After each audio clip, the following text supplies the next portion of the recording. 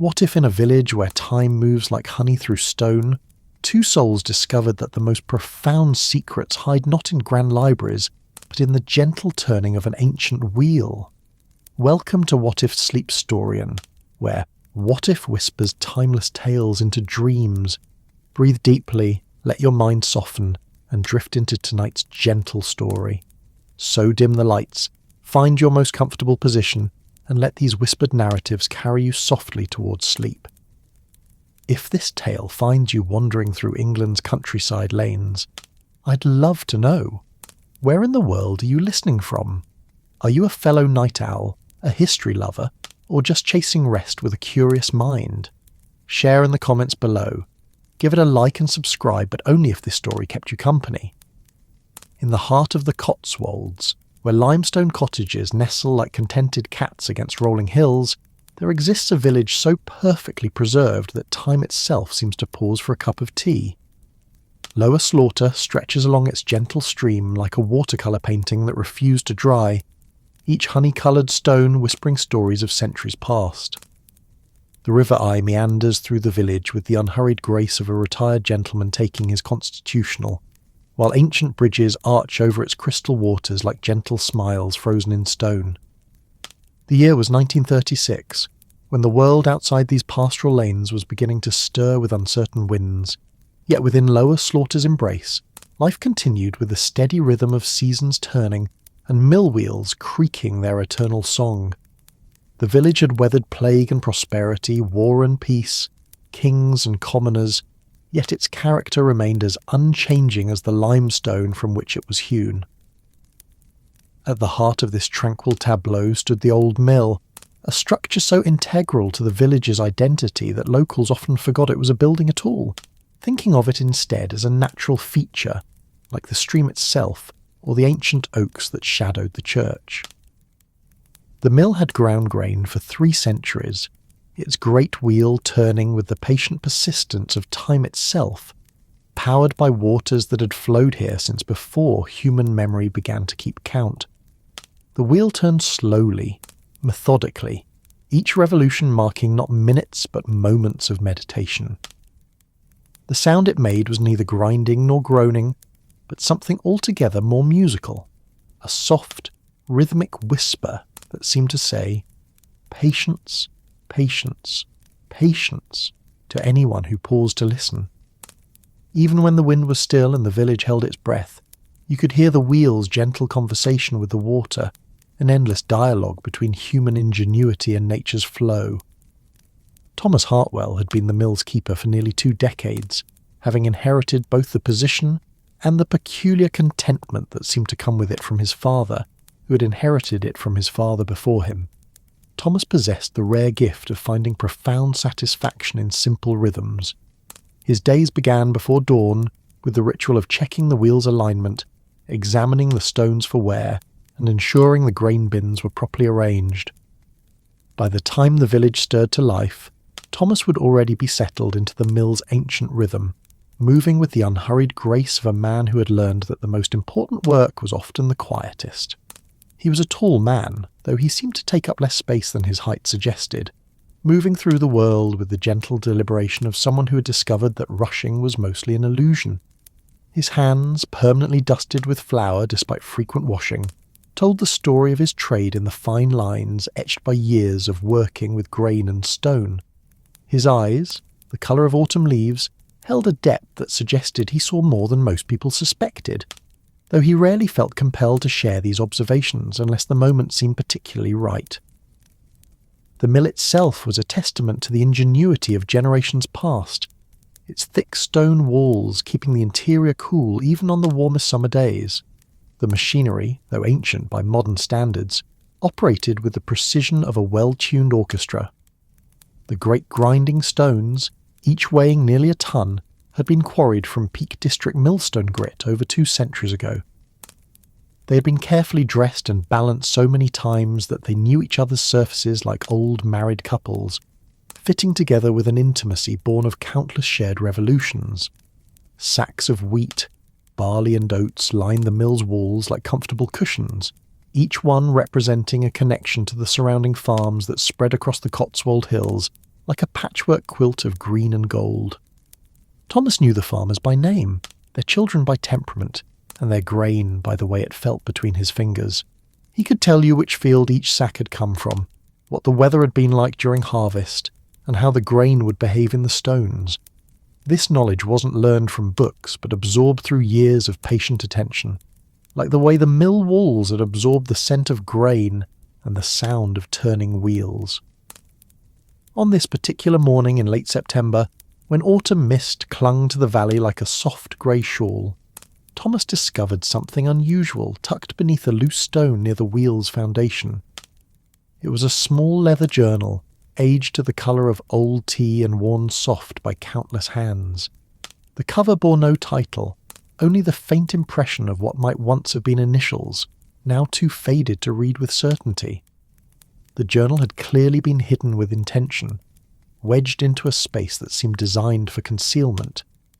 Someone had taken great care to ensure it would be protected from moisture while remaining accessible to those who knew where to look. Thomas turned it over in his flour-dusted hands, feeling the weight of secrets within its pages. The leather was surprisingly supple despite its obvious age, suggesting it had been well cared for during its hidden years. As Thomas examined his discovery, the morning mist began its slow retreat from the village lanes, revealing the familiar sight of smoke rising from cottage chimneys like prayer ribbons in the still air. The sound of the mill wheel provided a gentle percussion to the village's awakening symphony. The soft splash of water over stones, the distant bleating of sheep on the hills, the creak of garden gates opening to admit the new day. It was then that Eleanor Pemberton appeared at the mill's doorway, her silhouette framed by the golden light filtering through the mist. Eleanor had been the village librarian for 37 years before retiring the previous spring, and her departure from that position had been mourned by every resident who had ever sought her gentle guidance through the maze of books, local history, and quiet wisdom she had tended with such devotion. In retirement, Eleanor had not retreated from village life, but had instead become its unofficial chronicler, walking the lanes each morning with the patient attention of someone gathering stories like wildflowers. She possessed the librarian's instinct for recognizing the significance of seemingly ordinary objects, and as her eyes fell upon the journal in Thomas's hands, her expression shifted from mild curiosity to focused interest. "Thomas," she said, her voice carrying the soft authority of someone accustomed to being listened to, "that looks remarkably like something that's been waiting a very long time to be found." Eleanor was a woman who had grown gracefully into her 7th decade, her silver hair pinned back with the same ivory comb she had worn for 40 years, her eyes bright with the particular intelligence that comes from spending a lifetime surrounded by books and the people who love them. She wore a woolen cardigan the colour of lavender, its pockets bulging with the miscellaneous items she collected during her morning walks. Interesting stones, fallen leaves, snippets of conversation that might prove useful later. She had the librarian's gift for asking exactly the right question at exactly the right moment, and as she stepped into the mill's cool interior, the morning light caught the dust motes dancing in the air around her like tiny spirits celebrating her arrival. The mill wheel's gentle rhythm seemed to welcome her presence, its whispered conversation with the stream taking on a slightly different cadence, as if it too recognized that something significant was about to unfold. Thomas held out the journal, and as Eleanor took it in her hands, both of them felt the peculiar sensation of touching something that had been patiently waiting for this exact moment. The leather seemed to warm under her touch, and the pages, when she gently opened the cover, released the faint scent of lavender and old ink mixed with something else, perhaps the ghost of the mist that had protected it through its years of hiding. The first page bore an inscription in faded brown ink, written in the careful copper plate hand that had been taught in village schools decades ago. For those who understand that the most important stories are often the quietest ones, may this journal find its way to hands that will treasure what it holds. Eleanor and Thomas exchanged a glance that spoke volumes without requiring words. In the gentle light filtering through the mill's small windows surrounded by the patient sounds of water and stone, they both understood that they had been chosen as the guardians of whatever secrets the journal contained The morning mist continued its retreat from the village, but within the mill's ancient walls, a different kind of mystery was just beginning to reveal itself. As Eleanor carefully turned the pages, the journal's contents began to emerge like photographs developing in a dark room. The entries were written in several different hands, spanning what appeared to be decades, each writer adding their own observations to an ongoing conversation that stretched back through time. The earliest entries dated from the 1870s, written in a bold, confident script that recorded observations about the mill's operation, the village's seasonal rhythms and the subtle changes that marked the passage of years. But these were not merely practical notes about grain and weather. The journal revealed itself to be something far more precious, a collection of village stories, observations about human nature, and gentle philosophies developed through years of patient watching and listening. Each writer had contributed their own thread to a tapestry of rural wisdom that painted Lower Slaughter not just as a place, but as a state of mind. One entry, dated June 21st, 1883, recorded the summer solstice celebrations in prose that made Eleanor smile. The children danced around the mill wheel today, their laughter mixing with the water's song in a way that made the old stones remember when they too were young. Mrs. Hartwell brought elderflower cordial that tasted like sunshine distilled into bottles, and even stern Mr. Blackwood was seen tapping his foot to the fiddle music. The wheel turned as it always does, but today it seemed to turn with joy. Another entry, from a different hand and dated 20 years later, described the harsh winter of 1904. The wheel froze solid for 3 weeks, standing motionless like a meditation on time itself. Yet when the thaw came, it resumed its turning as if it had merely been holding its breath. The village learned patience that winter, and perhaps patience learned something from us as well. Even in stillness there is motion. Even in silence there are stories. Thomas peered over Eleanor's shoulder as she read, the familiar scent of flour and grain mixing with her subtle perfume of soap and lavender water. The mill wheel continued its ancient rhythm, and gradually both of them began to realize that its sound was not merely mechanical, but musical, each revolution creating a soft note that harmonized with the stream's burbling voice and the whispered turning of journal pages. "Look at this," Eleanor murmured, pointing to an entry that seemed to be written in her own century. This one's dated 1923. The handwriting is different again, but the tone, it's as if all these writers were having a conversation across the decades. The entry she had found described the mill during the Great War's aftermath, when young men had returned changed from battles fought in foreign fields, seeking solace in the familiar rhythms of village life. The anonymous writer had observed, "They come to watch the wheel turn, these boys who have seen too much. They don't speak of what they've witnessed, but in the mill's ancient patience they find a kind of healing. The wheel turns as it turned before they left, as it will turn long after their nightmares fade. There is comfort in continuity, in the knowledge that some things endure." Eleanor turned more pages, each one revealing new layers of the village's hidden history.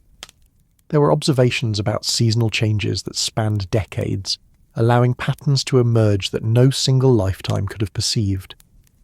There were character sketches of long-dead villagers, written with such affection and insight that they seemed to step living from the pages. There were recipes for traditional remedies, fragments of old songs, and philosophical musings that transformed everyday occurrences into profound meditations on life's meaning.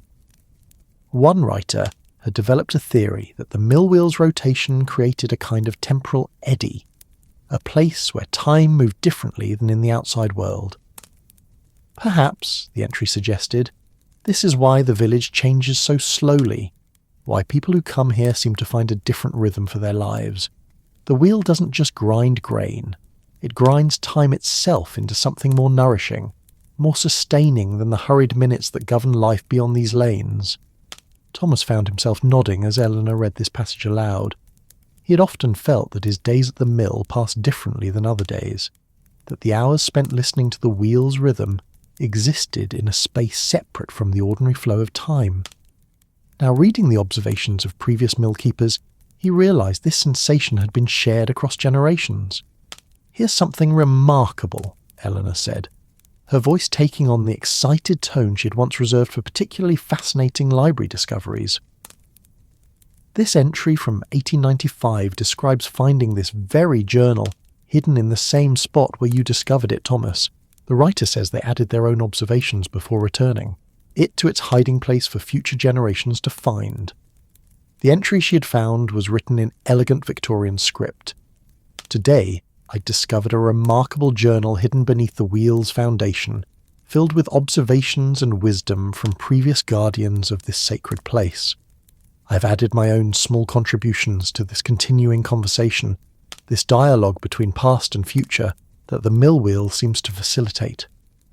When my time as keeper ends, I shall return this treasure to its resting place, trusting that it will find its way to the next soul who needs to discover the deeper rhythms that govern this blessed village. Thomas and Eleanor looked at each other with growing wonder, understanding that they had become part of a tradition that stretched back through generations, a secret society of village observers who had been documenting the deeper truths hidden beneath Lower Slaughter's tranquil surface. The journal was not just a collection of random observations, but a carefully curated archive of rural wisdom, passed from hand to hand like a sacred trust. As the morning advanced and the mist finally lifted completely from the village lanes, more entries revealed themselves. There were seasonal observations that read like poetry. October mornings arrive wearing veils of silver mist, and the mill wheel turns through the air, thick enough to taste, each revolution releasing the ghost breath of autumn into the waiting world. There were character studies that captured the essence of village personalities with remarkable insight. Old Mrs. Whitmore believes she's been appointed by Providence to monitor everyone's business, but her vigilance stems from loneliness rather than nosiness. She waters her garden at dawn not because the plants require it, but because the ritual gives her an excuse to witness the village awakening, to feel part of the daily miracle of another day beginning. Eleanor turned to a section that seemed devoted to the mill itself, where multiple writers had contributed observations about its mysterious influence on village life. One entry noted, "Visitors often comment on Lower Slaughter's unusual tranquility, attributing it to the beautiful architecture or pristine setting. But those of us who live here know the secret lies deeper. The mill wheel's eternal rotation creates a kind of gravitational field of calm, drawing away anxiety and replacing it with acceptance. People slow down here not because they choose to, but because the very air vibrates with patience." Another writer had developed this theme further. "I have noticed that arguments rarely last long in this village. The anger seems to dissipate like morning mist when exposed to the mill wheel's influence. Perhaps the constant sound of water and stone creates a natural meditation, reminding us that most conflicts are temporary, while peace is the more natural state of things." Thomas found these observations particularly resonant, remembering how often he had seen troubled visitors arrive at the mill tents and distracted, only to leave hours later wearing expressions of unexpected serenity.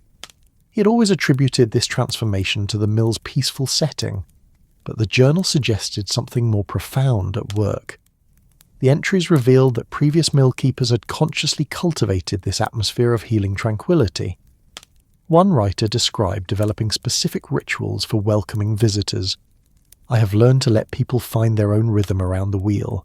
Some need to talk, pouring out their troubles like grain from overfull sacks. Others prefer silence, letting the wheel's revolution speak for them. My role is not to provide answers, but to create a space where answers can emerge naturally, like wheat from properly tended soil." Eleanor discovered a section devoted to what the writers called the mill's mathematics, observations about the precise relationships between the wheel's rotation, the stream's flow, and the village's seasonal rhythms. One particularly detailed entry, written by someone with clearly scientific inclinations, had calculated that the wheel completed exactly 13,140 revolutions per day during optimal water flow, a number that somehow corresponded to significant moments in village life. "Listen to this," Eleanor said, her voice filled with fascination. "This writer claims that major village events, births, deaths, marriages, significant arrivals and departures, tend to occur at specific intervals that correspond to the wheel's rotation cycles. They've documented patterns spanning decades, suggesting that the mill doesn't just respond to village life, but somehow helps orchestrate it. The idea seemed fantastical, yet as Eleanor read examples from the journal, both she and Thomas began to recognise patterns they had never consciously noticed. The mill did seem to exist at the centre of a web of connections that extended throughout the village, its influence subtle but undeniable. One of the most intriguing sections dealt with what the writers called the mill's memory, the idea that the wheel and stones retained impressions of all the grain they had processed, all the conversations they had witnessed, all the secrets they had absorbed through centuries of patient service. Sometimes, on very still mornings when the mist lies heavy on the water, one entry recorded, I swear I can hear echoes of voices from decades past, fragments of conversations that the mill has preserved like pressed flowers between the pages of time. Thomas had experienced similar sensations during his early morning routines, moments when the mill seemed populated by invisible presences, when the air itself held traces of vanished laughter and whispered confidences. Reading about similar experiences in the journal made him realise he had been sharing these moments with a community of kindred spirits stretching back through generations. As they continued reading, Eleanor and Thomas discovered that several entries dealt with the journal's own mysterious properties. Multiple writers had noted that the journal seemed to reveal different contents at different times, that entries appeared and disappeared according to some logic known only to the journal itself. I have read this remarkable book dozens of times, one writer observed, yet each reading reveals passages I swear were not there before. Perhaps the journal, like the mill it chronicles, exist partially outside normal time, allowing past and future to mingle in ways that transcend ordinary understanding. This observation resonated with Eleanor's current experience. As she turned the pages, she occasionally glimpsed text that seemed to shimmer and fade when she tried to focus on it directly, as if some entries were meant to be perceived only peripherally, like stars that disappear when viewed directly, but shine clearly when seen from the corner of one's eye. The morning had advanced while they read, and the mill had begun receiving its usual succession of farmers bringing grain for processing. But Thomas found that the journal's revelations had changed his perception of these routine encounters. Each farmer who entered the mill seemed to carry not just sacks of grain, but stories, connections to the larger web of rural life that the journal had revealed in such luminous detail. Old Mr. Kendrick, who farmed the hills above the village, arrived with his weekly load of wheat, but now Thomas noticed how the man paused to listen to the wheel's rhythm, how his weathered face softened in response to the mill's ancient music. Mrs. Blackwood came seeking flour for her famous seed cake, but Eleanor observed how her usual hurried efficiency slowed in the meal's atmosphere, how she lingered to exchange gentle gossip that seemed to serve as much spiritual as social function. Each interaction took on deeper meaning when viewed through the journal's lens. The mill revealed itself not merely as a place of commercial transaction, but as a kind of village heart, pumping life and connection through the community's veins. People came here not just for practical needs, but for something more essential, a renewal of their connection to the rhythms that sustained both body and soul. As the afternoon shadows began to lengthen, Eleanor and Thomas settled into the mill's most comfortable corner, surrounded by sacks of grain that served as excellent backrests to explore the journal's later sections. Here they found entries that dealt with the mill's role during times of crisis and celebration, its function as a gathering place during village emergencies, and its evolution through the changing decades. One particularly moving section described the mill during the influenza pandemic of 1918, when the millkeeper of that era had transformed the building into an impromptu medical station. The wheel continued turning throughout those dark weeks, the entry recorded, its steady rhythm providing a counterpoint to the village's grief. People found comfort in its constancy, in the knowledge that some things endure even when death walks among us like an unwelcome guest. Another entry from the same period noted, I have observed that the mill's influence extends beyond the living to encompass those who have departed. Families come here to remember their lost ones, finding in the wheel's eternal rotation a symbol of continuity that transcends individual mortality. The mill becomes a bridge between worlds, its ancient stones holding space for both memory and hope. Thomas and Eleanor spent the remainder of the afternoon absorbed in the journal's revelations, each page offering new insights into the village's hidden depths. They discovered records of secret romances that had bloomed in the mill's shadows, of children who had learned life's important lessons while watching the wheel turn, of elders who had chosen the mill as the place to share their final wisdom with younger generations. As Reen approached and the mill's workday drew to a close, Eleanor and Thomas found themselves facing a decision. The journal's final entries, written in a hand they now recognised as belonging to the millkeeper who'd preceded Thomas's father, contained explicit instructions for the journal's care and continuation. This sacred record must be protected and preserved, the entry stated, but it must also continue to grow. Each keeper of the mill, each guardian of these secrets, must add their own observations to this continuing conversation. The journal lives only through the contributions of those who understand its significance. It must be both treasure and trust, both archive and active participant in the village's ongoing story. The instructions were clear. Eleanor and Thomas were to become the journal's new custodians, adding their own observations while protecting the wisdom accumulated by previous generations.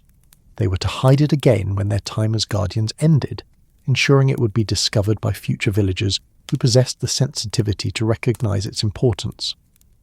As the mill wheel's sound shifted subtly with the changing light, as shadows lengthened across the stone floor, and the first evening mist began to gather along the stream, Eleanor and Thomas made their silent pact. They would honour the trust that had been placed in them, becoming active participants in the village's secret history, while protecting its mysteries for generations yet to come. The journal had revealed Lower Slaughter's true nature, not simply as a preserved example of rural England, but as a living meditation on the relationship between time and place, between individual lives and enduring communities. The mill wheel's rotation had become a metaphor for the larger cycles that governed human existence. Its steady rhythm, a reminder that some truths transcend the temporary concerns that so often dominate daily life. As Eleanor carefully closed the journal, and Thomas prepared to return it to its hiding place beneath the mill wheel's foundation, both of them understood that their lives had been quietly transformed by their discovery. They had become part of something larger than themselves, inheritors of a tradition that honoured the profound wisdom hidden within ordinary moments. The evening mist began to gather more thickly along the river eye, and the mill wheel's sound grew softer as the water level dropped with the day's end. But within the mill's ancient walls, two souls had discovered that the most important stories are indeed often the quietest ones, and that the deepest truths are frequently hidden in the most familiar places. Over the following weeks, Eleanor and Thomas fell naturally into their new roles as the journal's guardians. Eleanor would arrive at the mill each morning after a constitutional walk, and together they would explore different sections of the remarkable document, each reading revealing new layers of meaning and connection. They discovered that the journal contained not just observations but practical wisdom accumulated across generations. There were detailed notes about reading weather patterns through the mill wheel's behaviour, about understanding seasonal changes through subtle shifts in grain quality, about recognising the signs that indicated when villagers needed extra attention or support. One section, written by a mill keeper during the 1890s, contained what amounted to a complete guide to village psychology. Mrs. Henderson's rose garden reflects her emotional state with remarkable precision. When the roses are neglected, her spirits need tending. When they bloom with unusual abundance, she has news to share. The mill keeper must learn to read such signs, for we are often the first to notice when our neighbours require care or celebration. Eleanor, with her librarian's instincts for organising information, began creating a mental catalogue of the journal's contents. She identified recurring themes about the relationship between landscape and character, about the ways seasonal changes influenced village dynamics, about the subtle but profound impact of the mill's presence on community life. Thomas, meanwhile, found that his daily work at the mill took on new dimensions as he began consciously observing and recording the patterns the journal had revealed.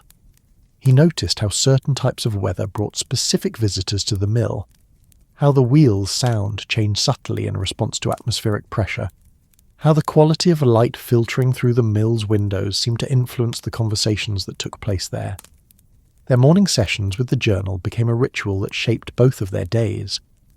They would meet as the mist was lifting, share tea from Thomas's battered thermos, and explore whatever section of the journal seemed most relevant to the season, the weather, or the village's current rhythms. One particularly illuminating morning, they discovered a series of entries dealing with what the writers called mill time, the different temporal rhythm that seemed to govern life within the mill's influence. Clock time and mill time operate according to different mathematics, one entry explained. Clock time divides existence into uniform segments, measuring duration without regard for meaning. Mill time expands and contracts according to significance, allowing profound moments to unfold at their natural pace, while hurrying past periods of lesser importance. This concept helped explain why conversations at the mill seemed to develop their own organic pacing, why visitors often lost track of time while sitting beside the wheel, why important realizations occurred more frequently here than in other settings. The mill existed in a temporal eddy that encouraged reflection and discouraged haste. Eleanor began incorporating these insights into her daily observations of village life. She noticed how people's walking pace changed as they approached the mill, how their voices softened and their gestures became more deliberate.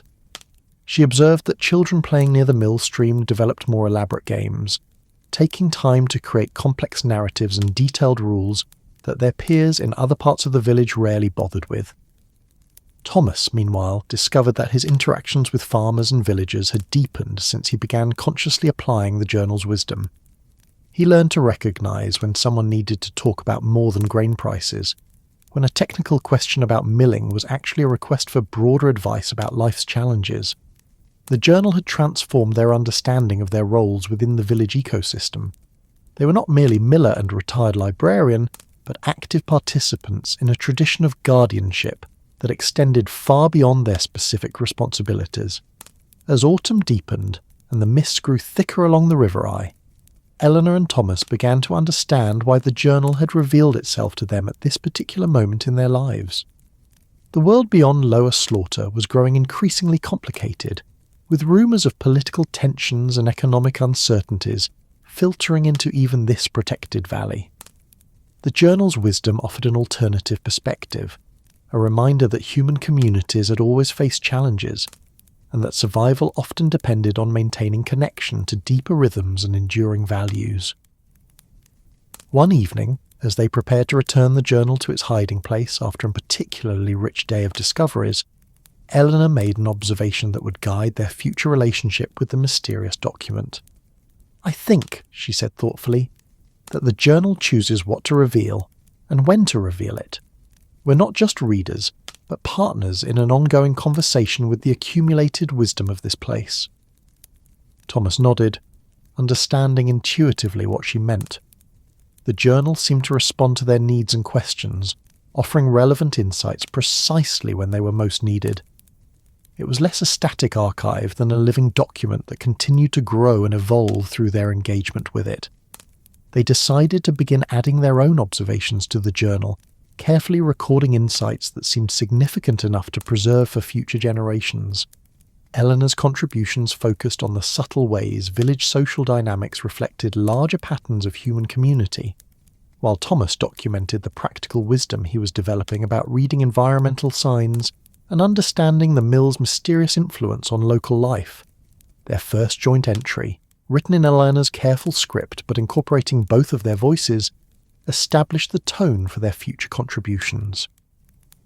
"We have been chosen as guardians of this remarkable record not because we possess special wisdom, but because we have learned to listen to the deeper conversations that shape village life. The mill wheel turns as it has always turned, but each revolution teaches new lessons to those who pay attention. We commit ourselves to preserving these insights while remaining open to the ongoing revelations that emerge from patient observation of the sacred ordinary." As winter approached and the mill wheel turned more slowly through water, thickened with fallen leaves and early frost, Eleanor and Thomas settled into their expanded roles as custodians of Lower Slaughter's secret history. They understood that they had become part of something larger than themselves, inheritors and contributors to a tradition that honoured the profound wisdom hidden within the seemingly simple rhythms of rural life. The journal had revealed that Lower Slaughter was not merely a picturesque village, but a living example of how human communities could maintain connection to deeper truths while adapting to changing circumstances. The mill wheel's eternal rotation had become a symbol of continuity that transcended individual lives, a reminder that some things endure precisely because they serve purposes that go beyond immediate practical needs. Through the dark months of winter, when the mill wheel sometimes froze into temporary stillness, and the village lanes lay buried under snow that muffled all sound, except the wind's whispered conversations with bare branches, Eleanor and Thomas continued their exploration of the journal's mysteries. They discovered sections they had never seen before, entries that seemed to appear only during specific seasons or weather conditions. One such entry, which Eleanor found during a particularly heavy snowfall in January, dealt with the mill's behaviour during extreme weather conditions.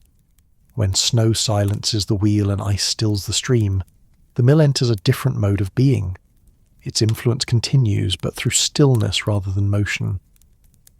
The village gathers its energy during these quiet times, preparing for the renewed activity that will come with spring's return. Even in apparent dormancy, the mill continues to serve, teaching patience and demonstrating that rest is as essential as labour in the great cycles that govern all life. These winter entries revealed new dimensions of the mill's significance. Rather than being simply a site of continuous activity, it functioned as a kind of village heartbeat, accelerating and slowing in response to seasonal needs, maintaining the community's vital rhythms through all the variations of weather and time. Thomas found that his winter maintenance routines took on new meaning when viewed through the journal's lens. His careful inspection of the wheel's bearings, his assessment of ice damage and preparation for spring's renewed flow became acts of stewardship that connected him directly to generations of previous mill keepers who had performed these same rituals of care and preparation. Eleanor, meanwhile, discovered that her winter reading habits had changed since finding the journal. She found herself drawn to books about the history of rural communities, about the relationship between landscape and culture, about the ways traditional knowledge gets preserved and transmitted across generations. The journal had awakened her interest in forms of wisdom that existed outside formal academic channels.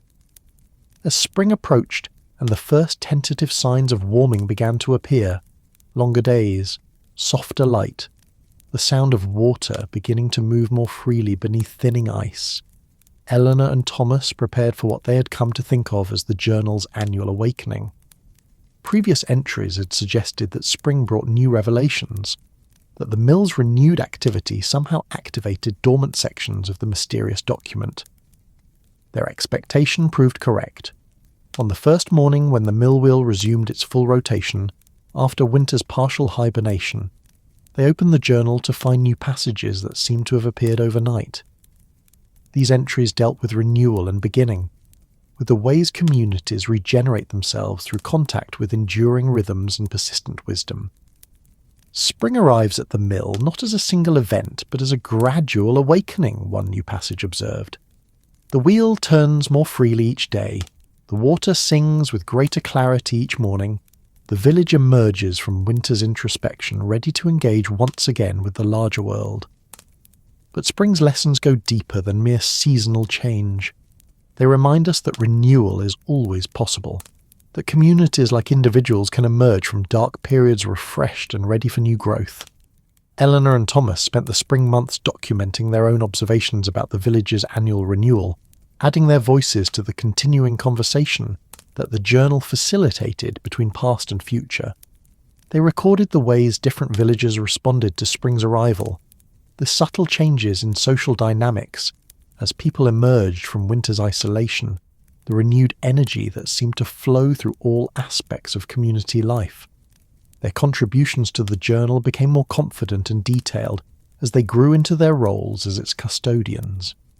They developed a sense of which observations were significant enough to preserve, which insights might prove valuable to future generations of village guardians. By summer's arrival, Eleanor and Thomas had established their own rhythm of engagement with the journal and with each other. Their morning sessions had become one of the most valued parts of both their days, a time of discovery and reflection, that enriched their understanding not just of village life, but of the larger patterns that govern human community.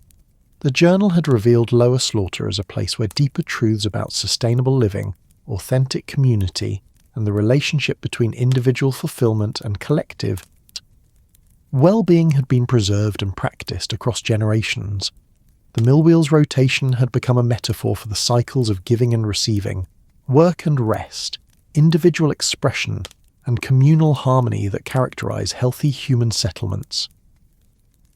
As they prepared to face another winter as the journal's guardians, Eleanor and Thomas understood that they had been entrusted with more than historical curiosities or quaint local traditions. They had become keepers of practical wisdom about how human communities could maintain their essential character while adapting to changing circumstances, how individuals could find meaningful roles within larger social organisms, how the sacred and ordinary could be recognized as different aspects of the same fundamental reality. The mill wheel continued its ancient rotation, marking time not in minutes or hours, but in the deeper rhythms that govern all life. Its steady sound had become the soundtrack to Eleanor and Thomas's exploration of the village's secret wisdom, a constant reminder that some truths are too important to be spoken aloud, but too valuable to be forgotten.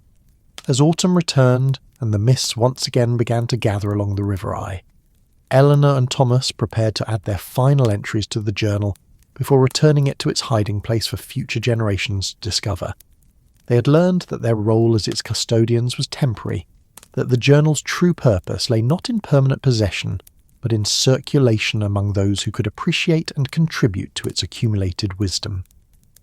Their final joint entry reflected the transformative nature of their year-long engagement with the village's secret history. We have discovered that the most profound truths often hide in the most familiar places, that wisdom accumulates not through dramatic revelation, but through patient attention to the sacred ordinary. The mill wheel has taught us that continuity and change are not opposites, but partners in the dance of meaningful existence. We return this journal to its resting place with gratitude for the privilege of adding our voices to its continuing conversation, trusting that it will find its way to the next souls who need to discover the deeper rhythms that sustain authentic community.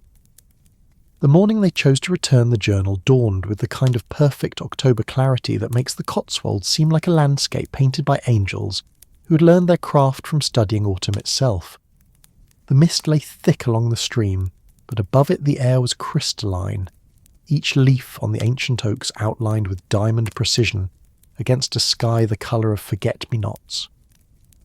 Eleanor arrived at the mill carrying a thermos of tea and a small bouquet of the last roses from her garden, flowers she intended to leave beside the journal's hiding place as a gesture of gratitude and blessing.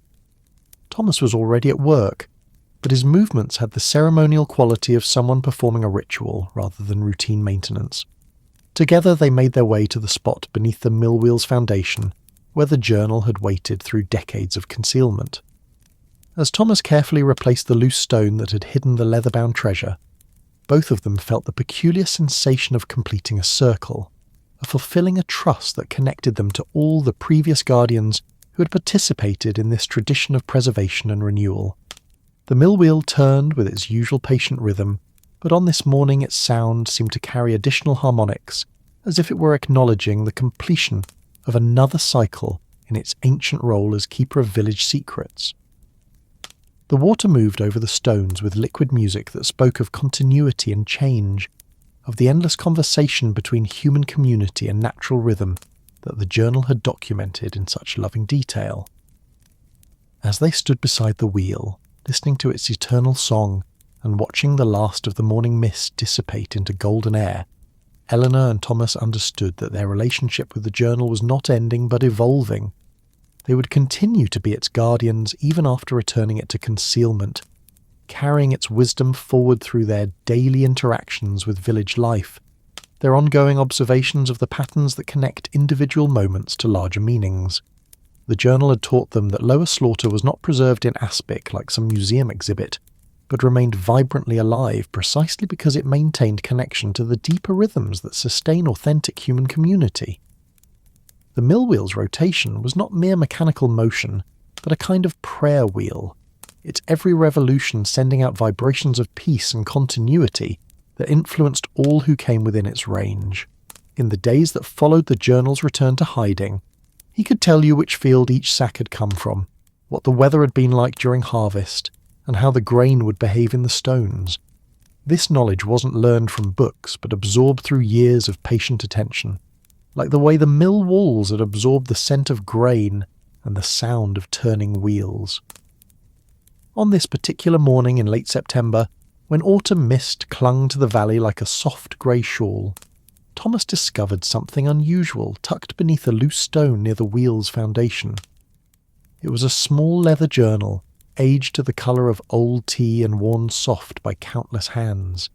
The cover bore no title, only the faint impression of what might once have been initials, now too faded to read with certainty.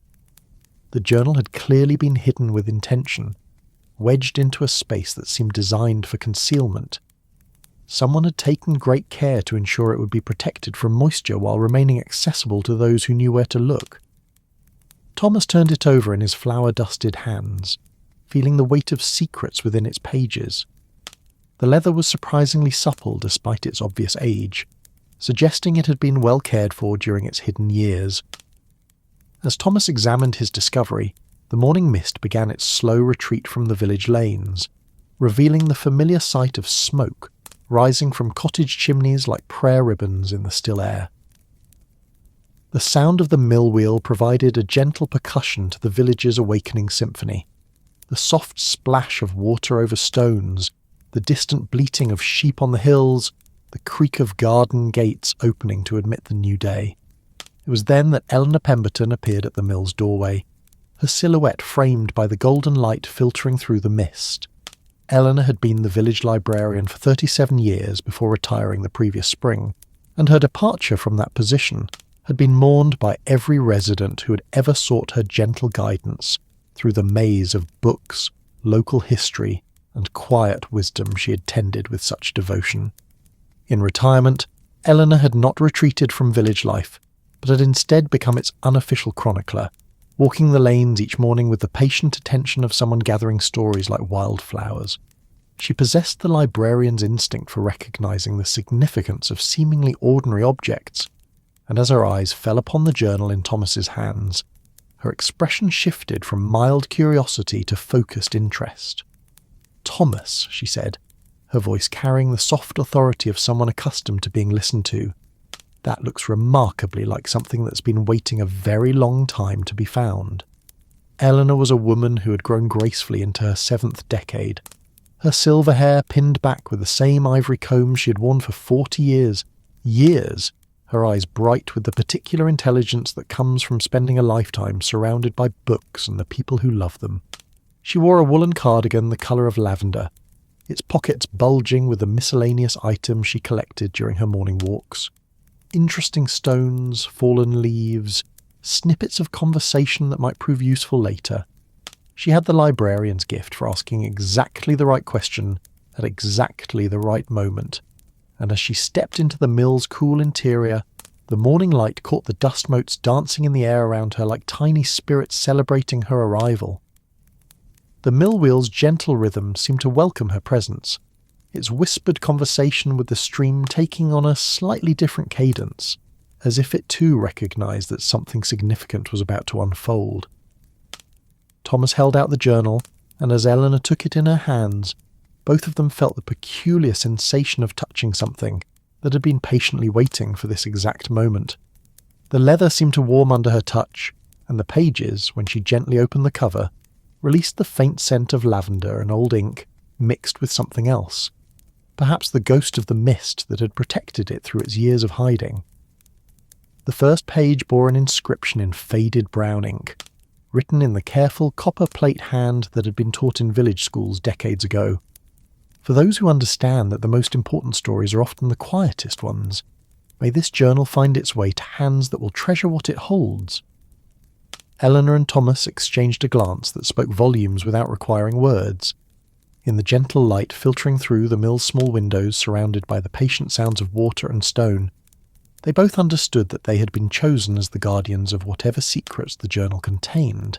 The morning mist continued its retreat from the village, but within the mill's ancient walls, a different kind of mystery was just beginning to reveal itself. Eleanor and Thomas discovered that their morning meetings continued, even without the mysterious document to guide their conversations. They had internalized its wisdom, absorbed its perspective, learned to see village life through the lens of accumulated understanding that centuries of careful observers had developed. Their conversations now ranged over topics that the journal had illuminated: the relationship between individual fulfillment and community well-being, the ways traditional knowledge adapts to changing circumstances, the subtle indicators that reveal when communities are thriving versus merely surviving. They had become living repositories of the wisdom the journal contained, active participants in the tradition it represented. Eleanor found that her morning walks through the village lanes had taken on new dimensions of meaning and purpose. She moved through Lower Slaughter's ancient streets like a gentle anthropologist, observing the subtle signs that indicated the community's emotional and spiritual health. Her conversations with neighbours became opportunities to apply the insights she'd gained from the journal, to offer the kind of quiet support and understanding that helps communities maintain their essential character through all the changes that time inevitably brings. Thomas discovered that his work at the mill had evolved into something approaching sacred duty. He understood now that his role extended far beyond the mechanical processing of grain to encompass a kind of stewardship that honoured both the practical and spiritual functions of his ancient workplace. Every adjustment to the mill wheel's alignment, every conversation with farmers bringing grain for processing, every moment of patient listening to the water's endless song became an act of devotion to the larger purposes that the mill served. The wheel turned through autumn and into winter, marking the seasons not just through changes in water flow and atmospheric conditions, but through the subtle shifts in village rhythm that Eleanor and Thomas had learned to recognise and appreciate. They watched neighbours prepare for winter, with the kind of unhurried thoroughness that comes from understanding that hasty preparation often leads to inadequate results, that some tasks require patience and attention to detail that cannot be rushed without compromising their effectiveness. As winter settled over Lower Slaughter, blanketing the village lanes with snow that muffled all sound except the wind's conversations with bare branches and the mill wheel's gentle persistence beneath its coating of ice, Eleanor and Thomas continued their morning meetings, their daily exploration of the wisdom they had absorbed from their year as the journal's custodians. They talked about the patterns they had observed, the connections they had discovered between individual behaviour and community well-being, the ways seasonal changes influenced not just practical activities but emotional and spiritual rhythms as well. Their conversations had become a kind of oral tradition, a way of preserving and developing the insights they had gained while preparing to pass them on to whatever future guardians might emerge from the village's ongoing life. Spring's arrival brought renewed activity to the mill and fresh energy to their ongoing exploration of village dynamics.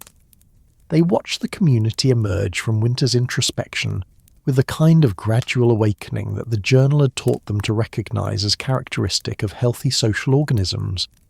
People ventured out of their cottages with the tentative joy of hibernating creatures sensing that the time for dormancy had passed, ready to engage once again with the larger world beyond their individual concerns. Eleanor and Thomas documented these seasonal transitions in their own memories and conversations, maintaining the tradition of careful observation that the journal had exemplified. They had become links in a chain of understanding that stretched back through generations and forward into an uncertain but hopeful future.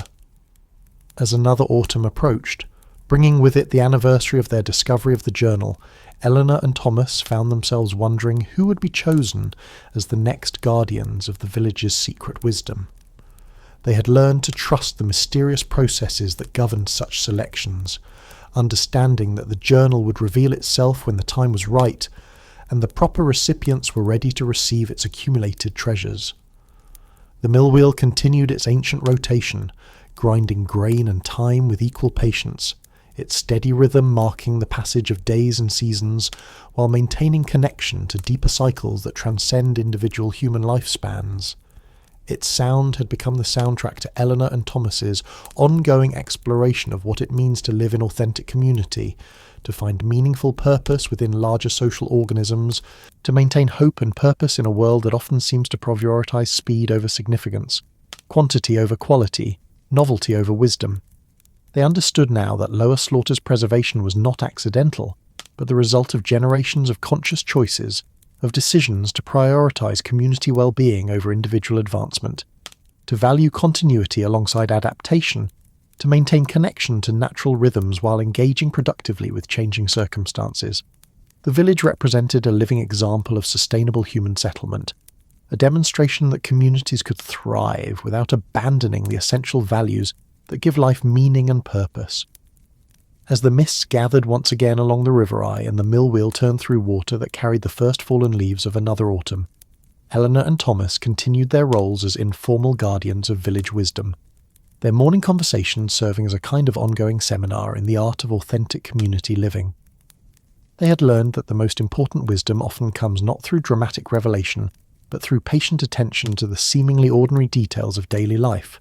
The mill wheel's rotation had taught them that profound truths are embedded in repetitive actions, that the sacred often manifests through the mundane, that meaning emerges from the accumulation of small gestures and quiet observations, rather than grand statements or spectacular achievements.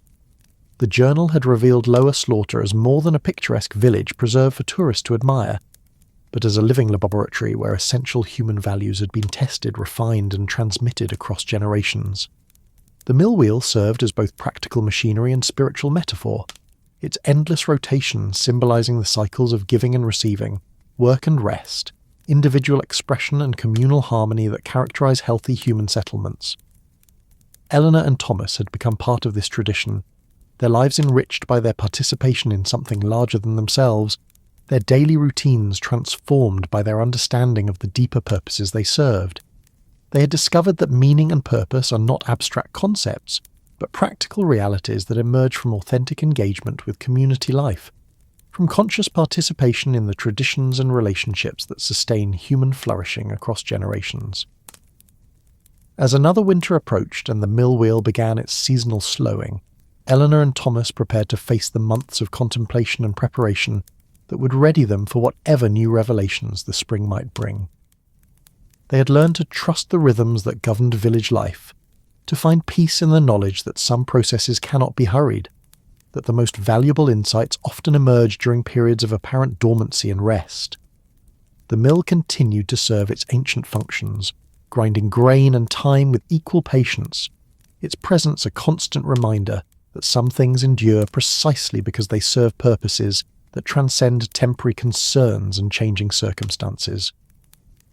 Its wheel turned through all seasons and weather, marking the passage of human generations while maintaining connection to the eternal rhythms that govern all life. In the gentle sound of water moving over ancient stones, in the patient rhythm of the wheel's rotation, in the subtle harmonics that emerged from the interaction of human intention and natural force, Eleanor and Thomas found a kind of peace that transcended understanding. They had discovered that the deepest truths are often too simple to be complicated, too obvious to be noticed, too important to be spoken aloud, but too precious to be forgotten. As the last light of their year as the journal's active custodians faded into the gentle darkness of another Cotswold evening, Eleanor and Thomas understood that they had been privileged to participate in something sacred, the ongoing conversation between past and future that sustains authentic human community across all the changes that time inevitably brings. The mill wheel turned on through the gathering darkness, its sound a gentle benediction on the day's end, a promise that some things endure, that wisdom accumulates, that the conversation between human aspiration and natural rhythm continues through all seasons and circumstances, creating the conditions within which meaningful life becomes possible for those who learn to listen to its ancient song. And in Lower Slaughter, where time moves like honey through stone and the mist gathers along ancient lanes, like the breath of centuries dreaming, the wheel turns still, patient and eternal, grinding grain and time and wisdom into the flour that nourishes both body and soul, keeping faith with the rhythm that connects all things in the endless dance of existence that began before human memory and will continue long after individual stories have merged into the larger song that encompasses all partial melodies, all temporary themes, all passing variations on the eternal theme of life finding its way toward light. 3 years had passed since Eleanor and Thomas had returned the journal to its resting place beneath the mill wheel's foundation, 3 years during which their understanding of its wisdom had deepened like wine aging in ancient cellars. The village had continued its gentle rhythm through seasons of plenty and seasons of challenge, through celebrations and sorrows, through the countless small dramas that comprise the ongoing story of any community that has learned to balance individual dreams with collective well-being. During these years, Eleanor and Thomas had watched their roles within the village evolve in ways that reflected their deepened understanding of the interconnections that bind communities together. Eleanor had established what she called the listening post, informal morning sessions at her cottage where villagers could share concerns, seek advice, or simply enjoy the kind of unhurried conversation that had become increasingly rare in the wider world beyond Lower Slaughter's protective embrace. These sessions operated according to the principles Eleanor had absorbed from the journal, emphasizing patience over urgency, understanding over judgment, connection over mere information exchange. She served tea in mismatched cups that had belonged to her grandmother, created an atmosphere where people felt safe to reveal their deeper concerns rather than merely discussing surface pleasantries. Thomas, meanwhile, had expanded his role at the mill to include what previous generations might have called pastoral care. Farmers and villagers increasingly sought him out not just for grain processing, but for the kind of steady wisdom that seemed to emerge naturally from his daily communion with the mill wheel's patient rhythm.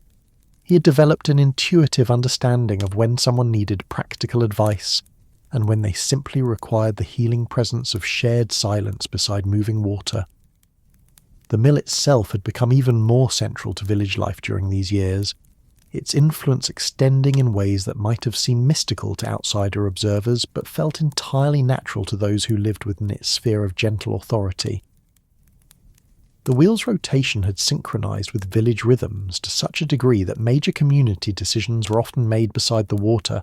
Important conversations naturally migrated to the mill's peaceful interior, and moments of crisis found their resolution in the healing atmosphere that surrounded the ancient machinery. One morning in late spring, as Eleanor made her customary walk through the village lanes, she noticed a young woman sitting on the stone bridge that arched over the river eye just downstream from the mill. The woman appeared to be in her early 30s, dressed in the practical clothing of someone accustomed to outdoor work, but her posture suggested the kind of weariness that comes from carrying burdens too heavy for one person to manage alone. Eleanor approached with the gentle curiosity that the journal had taught her to cultivate, understanding that strangers often arrived in Lower Slaughter at moments when they most needed the kind of healing that the village specialised in providing. The woman looked up as Eleanor drew near, her eyes holding the particular combination of hope and scepticism that characterises people who have been disappointed too often but haven't yet abandoned the possibility of finding what they seek. "Good morning," Eleanor said, settling onto the bridge's stone parapet with the careful grace of someone whose years had taught her the value of moving deliberately. "I don't believe we've met. I'm Eleanor Pemberton." The young woman managed a tired smile. "Sarah Whitman. I've just arrived from London. I'm not entirely sure why I'm here, to be honest. I was driving through the Cotswolds trying to clear my head, and something about this village made me stop. Sounds foolish, but I felt drawn here, as if the place itself were calling to me." Eleanor nodded with the understanding of someone who had witnessed similar arrivals many times over the years. The village had a way of attracting people who needed its particular form of healing, drawing them like a gentle magnet that operated on frequencies deeper than conscious awareness. She had learned not to question this phenomenon, but simply to trust that Lower Slaughter's influence extended far beyond its geographical boundaries. "Not foolish at all," Eleanor replied. "This village has a way of appearing in people's paths precisely when they need to find it. Would you like to tell me what brought you to be driving through the countryside in search of clarity?" Sarah's story unfolded gradually, emerging in the halting way that significant truths often do when shared with sympathetic strangers. She had been a successful architect in London, specialising in the restoration of historic buildings, but her career had recently collapsed following a series of professional and personal disasters that had left her questioning everything she thought she knew about her purpose and direction in life. The final blow had come when a major restoration project she had spent years developing was cancelled due to budget cuts, leaving her not only unemployed but deeply disillusioned with a profession that seemed to value profit over preservation, speed over craftsmanship, novelty over the kind of patient understanding that historic buildings required. "I became an architect because I believed in the importance of preserving beautiful things," Sarah explained, her voice carrying the particular sadness of someone whose idealism has been repeatedly bruised by practical realities. "I wanted to help old buildings continue to serve new generations, to find ways of honouring the past while meeting present needs. But somewhere along the way, the work became more about meeting deadlines and staying within budgets than about understanding what makes spaces truly livable." Eleanor listened with the quality of attention that the journal had taught her to cultivate, hearing not just the surface content of Sarah's words, but the deeper currents of loss and longing that flowed beneath them.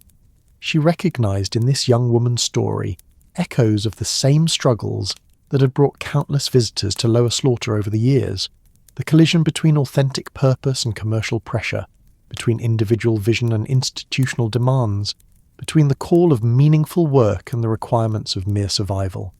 As Sarah continued sharing her story, the morning mist began to lift from the river, revealing the mill wheel in all its ancient dignity.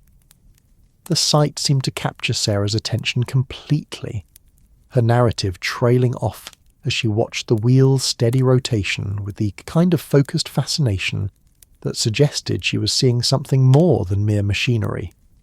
"That wheel," she said softly. "It's been turning like that for how long?" "Over 3 centuries, Eleanor replied. "The mill has been the heart of this village since before anyone alive can remember. It's seen generations come and go, weathered wars and plagues and all manner of changes, yet it continues to serve its essential purpose with the same patient dedication." Sarah studied the wheel's movement with the trained eye of someone accustomed to analysing structural systems, but Eleanor could see that her interest went beyond professional curiosity. She was responding to something deeper, the wheel's demonstration of how human intentions and natural forces could work in harmony over extended periods, creating systems that served multiple generations without depleting the resources that sustained them. "I've spent years trying to convince clients that buildings should be designed to last for centuries, not decades," Sarah mused. "But it's considered old-fashioned thinking in contemporary practice. Everything has to be quick, cheap, replaceable. The idea of creating something that might still be serving people 300 years from now is seen as romantic no-sense." Eleanor smiled, recognising in Sarah's frustration the same longings that had drawn the journal's previous guardians to their roles as protectors of enduring wisdom.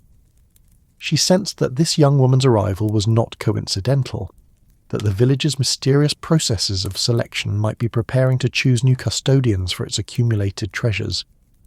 "Come," Eleanor said, rising from the bridge with gentle decisiveness. "Let me introduce you to Thomas Hartwell. He's the mill keeper, and I think you might find his perspective on the relationship between old systems and contemporary needs quite illuminating." As they walked toward the mill, Eleanor found herself remembering the morning 3 years earlier, when she had first encountered Thomas examining the mysterious journal. The parallels were striking. Another moment when the village's hidden wisdom was preparing to reveal itself to someone who possessed the sensitivity to appreciate its significance. Thomas was at work adjusting the millstones when they arrived, his movements demonstrating the kind of practiced precision that comes from years of intimate familiarity with complex machinery. He looked up as Eleanor and Sarah entered, and Eleanor noticed the immediate recognition that passed between the miller and the young architect, the professional respect of one craftsperson acknowledging another. "Thomas," Eleanor said, "I'd like you to meet Sarah Whitman. She's an architect from London who specialises in historic restoration, and she's been admiring our mill wheel's demonstration of engineering longevity." Thomas wiped his flour-dusted hands on his apron and extended one to Sarah with the grave courtesy that characterised his interactions with all visitors to the mill. "Welcome to Lower Slaughter," he said. Eleanor mentioned restoration work. "That must be fascinating. What draws you to old buildings?" Sarah's response revealed the passion that still burned beneath her professional disappointments. She spoke eloquently about the satisfaction of understanding how previous generations had solved structural problems, about the pleasure of discovering ingenious solutions hidden within seemingly simple constructions, about the profound responsibility of ensuring that beautiful old buildings could continue serving future generations. As she talked, Thomas listened with the quality of attention that had made him such an effective guardian of the journal's wisdom. He asked thoughtful questions about specific restoration challenges, shared observations about the mill's own maintenance requirements, and gradually drew Sarah into a technical discussion that revealed the depth of her knowledge and the authenticity of her commitment to her craft.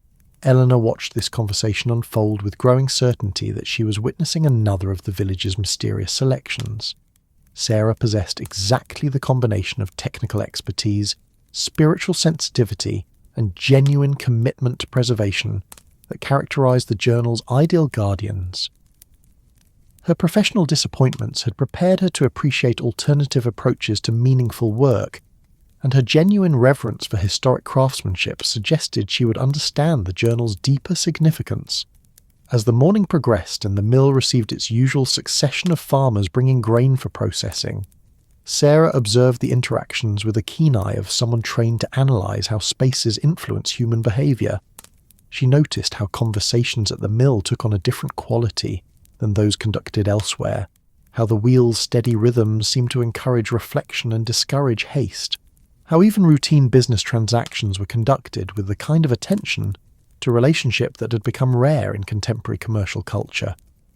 "There's something remarkable about this place," she told Eleanor during a quiet moment while Thomas was helping a farmer load processed grain. "The mill isn't just functional, it's actively healing. People come here stressed and leave calmer. They arrive focused on immediate problems and depart with broader perspectives. I've studied the psychological effects of architectural environments for years, but I've never encountered a space that influences human behaviour so profoundly while appearing so simple." Eleanor and Thomas exchanged a meaningful glance, both recognising that Sarah had identified the mill's essential mystery without any prompting from them. Her architect's training had given her the vocabulary to articulate insights that most visitors felt but couldn't express, while her recent personal struggles had prepared her to appreciate the healing properties that the mill provided. As afternoon approached, and the mill's workday began to wind down, Eleanor made a decision that felt both inevitable and somehow long-planned. "Sarah," she said, "would you be interested in seeing something that very few people know about? Something that might help explain why this mill has such a profound effect on the people who encounter it?" Sarah's response was immediate and enthusiastic, her professional curiosity clearly aroused by the suggestion that the mill held secrets beyond its obvious functions. Eleanor and Thomas led her to the wheel's foundation, to the precise spot where the journal had been hidden, and discovered and hidden again. "What you're about to see," Thomas said carefully, "has been protected by generations of village guardians. It's not something we share lightly, but Eleanor and I have both sensed that you might be someone who could understand its significance." With ceremonial deliberation, Thomas removed the loose stone and withdrew the leather journal from its place of concealment. Sarah's eyes widened as she saw the ancient volume, her architect's instincts immediately recognizing the craftsmanship of its binding and the obvious age of its materials. "This journal," Eleanor explained, "contains the accumulated wisdom of everyone who has served as guardian of this mill over the past century and a half. It's not just a historical record, but a living document that continues to grow through the contributions of those who understand its purpose." As Sarah carefully opened the journal and began reading its first entries, Eleanor and Thomas watched her face transform with wonder and recognition. She was encountering ideas and observations that resonated deeply with her own professional insights and personal longings, discovering a tradition of careful observation and thoughtful stewardship that offered an alternative to the commercial pressures that had driven her from London. The afternoon sunlight slanted through the mill's windows as Sarah absorbed page after page of accumulated wisdom, her reading occasionally interrupted by exclamations of delight or murmurs of recognition. She was discovering that the journal contained not just historical curiosities, but practical guidance for anyone seeking to understand how human communities could maintain their essential character while adapting to changing circumstances. "This is extraordinary," she said finally, looking up from the journal with eyes bright with excitement. "These writers have documented principles of sustainable design that architecture schools barely recognize exist. They've developed insights about the relationship between built environments and community well-being that could revolutionize contemporary practice." Eleanor smiled at Sarah's enthusiasm while noting how naturally the young woman had identified the journal's relevance to her own field of expertise. This was another sign that the village's selection process was working with its usual mysterious accuracy, choosing guardians whose backgrounds prepared them to both appreciate and contribute to the accumulated wisdom. As evening approached and the mill wheel's sound shifted subtly with the changing light, Eleanor and Thomas began sharing their own story of discovering and protecting the journal. They described the ways their engagement with its wisdom had transformed their understanding of their roles within the village, how they had learned to see their daily routines as part of a large tradition of service and stewardship. Sarah listened with the intense concentration of someone encountering ideas that could reshape her understanding of her own purpose and direction. The journal's approach to preservation, honouring the past while serving present needs, maintaining essential functions while adapting to changing circumstances, offered exactly the kind of model she'd been seeking for her own work. "I came here feeling completely lost," she admitted as the first evening mist began to gather along the stream. "My career seemed to be over, my faith in my profession was shattered, and I couldn't see any way to continue doing the work I loved without compromising everything I believed in. But this journal suggests there might be another way, an approach to preservation that doesn't require choosing between idealism and practicality." Eleanor and Thomas recognized in Sarah's words the same revelation they had experienced during their own initial encounter with the journal. She was discovering that the wisdom contained within its pages offered not just historical insight but practical guidance for anyone struggling to maintain authentic purpose in a world that often seemed to prioritize efficiency over meaning. As darkness settled over the village and the mill wheel sound grew softer in the still air, the three of them made their way back to Eleanor's cottage for dinner and continued conversation.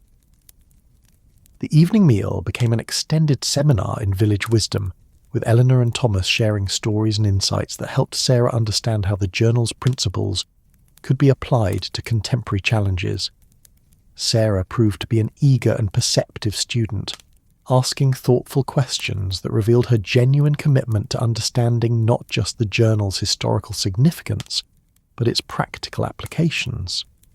She was particularly interested in the ways traditional building techniques could be adapted to meet modern requirements without sacrificing their essential character. "What I find most exciting," she said over Eleanor's homemade soup, "is that the journal documents successful examples of sustainable design that predate contemporary environmental consciousness by decades. These writers understood intuitively that buildings and communities needed to work with natural systems rather than against them." The conversation continued late into the evening, ranging over topics that revealed the breadth of wisdom contained within the journal's pages. Sarah's architectural background allowed her to contribute insights that complemented Eleanor's social observations and Thomas's practical knowledge, creating a rich dialogue that seemed to generate new understandings, even as it shared established ones. When Sarah finally returned to her small inn in the neighbouring village, she carried with her not just memories of an extraordinary day, but a sense of renewed purpose that she hadn't felt in months. The journal had shown her that meaningful work was still possible, that there were communities where craftsmanship and care were valued above speed and profit. Over the following weeks, Sarah extended her stay in the Cotswolds, making daily visits to Lower Slaughter that gradually evolved from casual tourism to serious study. She began documenting the village's architectural features with the trained eye of a professional restorer, but her observations were guided by the journal's emphasis on understanding the deeper relationships between built environments and community life. She measured and sketched not just individual buildings, but the spatial relationships between them, the ways public and private spaces interacted to create opportunities for both solitude and community. She studied the mill's integration with the village's social rhythms, noting how its central position and open accessibility made it a natural gathering place that facilitated the kind of informal interactions that build social cohesion. Eleanor and Thomas supported Sarah's research by sharing insights they had gained from the journal and their own years of careful observation. They helped her understand which architectural features were merely decorative and which served essential functions in creating the village's unique atmosphere of peace and community.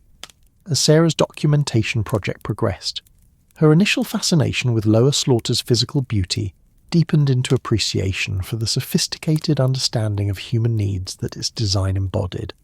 She was discovering that the village represented not just preserved historical charm, but a working model of sustainable community design that could inform contemporary practice.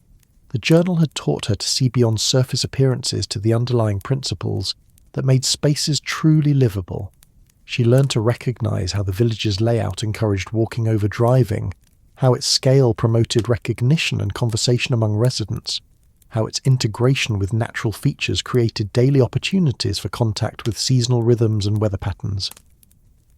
These insights began to crystallize into a new vision for her own professional practice, one that emphasized understanding community needs over maximizing commercial returns, that prioritized long-term sustainability over short-term efficiency.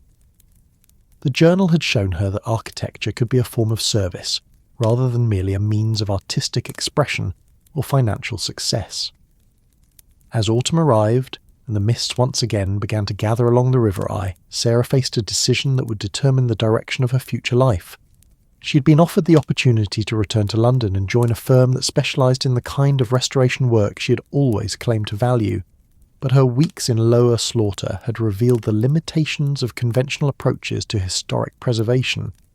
The journal had taught her that true preservation required understanding not just how buildings looked, but how they functioned within larger systems of community life. It demanded attention to the relationships between structures and the social patterns they supported.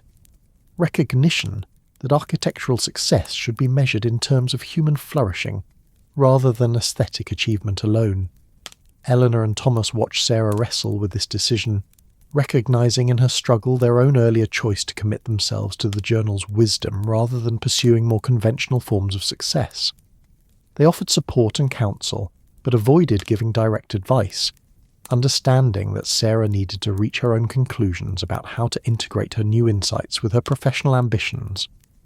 The resolution came one morning in late October, as Sarah stood beside the mill wheel watching its eternal rotation through water that carried fallen leaves like golden coins scattered by a generous autumn wind. She had spent the night reading through the journal's entries about choice and commitment, about the difference between work that merely pays bills and work that serves purposes larger than individual advancement. "I've decided to stay," she announced to Eleanor and Thomas when they arrived for their morning consultation with the mill's wisdom. "Not permanently, but long enough to develop a new approach to my practice, one that's based on the principles I've learned here. I want to become the kind of architect who helps communities preserve not just their buildings, but their essential character." Eleanor and Thomas received this announcement with the quiet satisfaction of gardeners who had watched carefully tended seeds finally break through the soil. They had recognized from their first encounter with Sarah that she possessed the qualities that would make her an effective guardian of the village's accumulated wisdom, and her decision to reorganize her life around the journal's principles confirmed their assessment. Over the winter months that followed, Sarah established herself as a semi-permanent resident of the area, renting a small cottage in Lower Slaughter and beginning the slow process of rebuilding her practice according to the insights she'd gained from the journal. She developed new methods for consulting with communities about their preservation needs, approaches that emphasized understanding social patterns and cultural values rather than focusing solely on structural requirements. Her first projects were small and local, helping farmers adapt historic barns for contemporary uses while maintaining their essential character, advising village councils about balancing preservation concerns with practical needs. But even these modest commissions demonstrated the effectiveness of her new approach, creating solutions that satisfied both practical requirements and aesthetic sensibilities. Word of Sarah's distinctive practice began to spread through networks of people concerned with thoughtful preservation, and gradually she began receiving inquiries about larger projects that required the kind of sophisticated understanding of community dynamics that the journal had taught her to cultivate. Her reputation grew not just as a skilled restorer, but as an architect who could help communities preserve their essential character while adapting to changing needs. During this period of professional rebuilding, Sarah also began contributing her own observations to the journal, adding insights that reflected her architectural background, while honouring the tradition of wisdom sharing that previous guardians had established. Her entries focused on the relationship between built environments and community well-being, documenting the ways physical spaces could either support or undermine the social patterns that characterised healthy communities. Architecture, she wrote in one early entry, is not simply the art of creating beautiful buildings, but the science of crafting environments that encourage human flourishing. The most successful structures are those that serve not just their obvious functions, but the deeper needs of the communities that use them. A mill that only grinds grain is merely a machine, but a mill that also provides space for reflection, conversation, and community gathering becomes a vital organ in the body of village life. Her contributions to the journal reflected the fresh perspective that each generation of guardians brought to the accumulated wisdom, showing how timeless principles could be applied to contemporary challenges. Sarah's architectural training allowed her to articulate insights about spatial relationships and environmental psychology that complemented the social observations and practical knowledge that previous writers had contributed. As spring returned to Lower Slaughter and the mill wheel resumed its full rotation after winter's partial rest, Sarah, Eleanor, and Thomas established their own rhythm of collaboration and mutual support. They met regularly to discuss insights from the journal, to share observations about village life, and to explore how the wisdom they were protecting could be shared more broadly, without compromising its essential character. These conversations often took place beside the mill wheel, whose steady rhythm provided a meditative backdrop to their exploration of complex questions about preservation, change, and the relationship between individual purpose and community service. The wheel's eternal rotation had become for all three of them a symbol of the continuity that sustains meaningful work across generations. Sarah's presence had enriched the tradition of guardianship, bringing new perspectives while honouring the essential principles that had guided previous custodians of the village's wisdom. Her professional success demonstrated that the journal's insights could be applied effectively in contemporary contexts, that ancient wisdom about community and craftsmanship remained relevant in a rapidly changing world. As another autumn approached, and the mists gathered once again along the river eye, the three guardians prepared to face whatever challenges and opportunities the future might bring. They had learned to trust the mysterious processes that governed the journal's revelation and concealment, understanding that their role was to protect and contribute to its wisdom, while remaining open to whatever new insights their stewardship might generate. The mill wheel continued its ancient rotation, grinding grain and time with equal patience, its presence a constant reminder that some things endure precisely because they serve purposes that transcend temporary concerns and changing circumstances. Its sound had become the soundtrack to their ongoing exploration of what it means to live and work in service of values that honour both tradition and innovation, both individual creativity and collective well-being.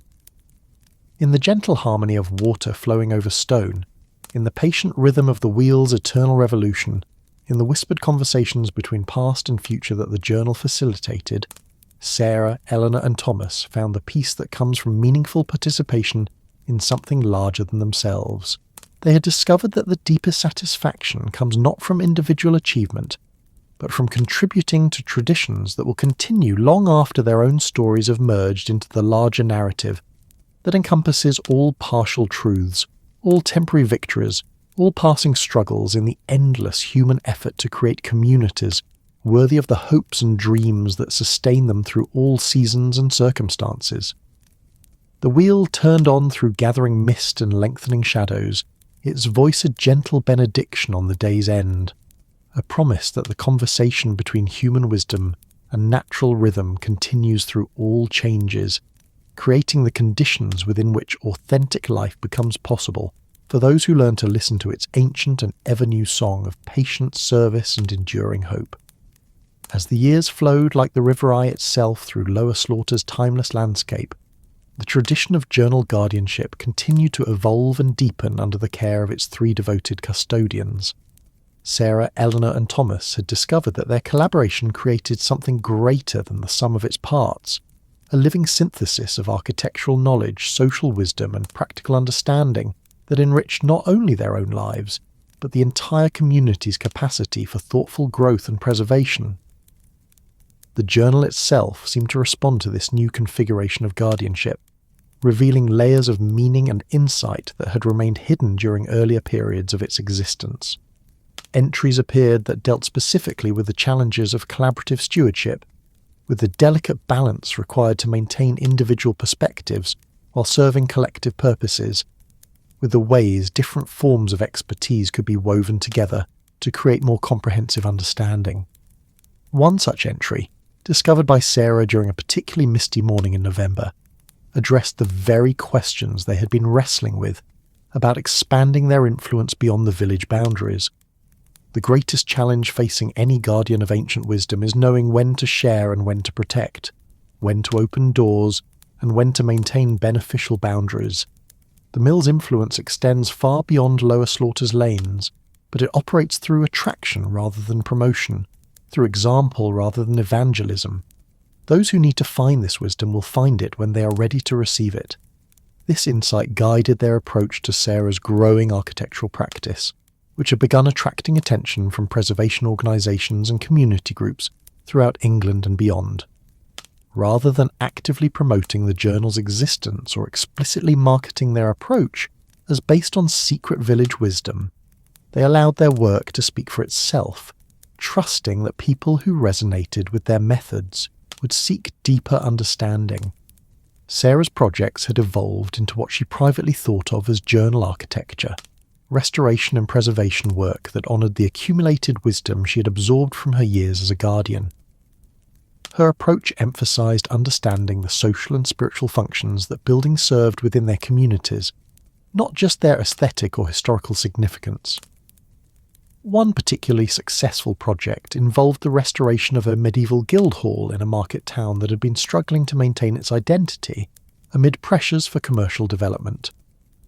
Rather than simply preserving the building's physical structure, Sarah had worked with the community to understand how the space had historically functioned as a centre for local governance, celebration and mutual support.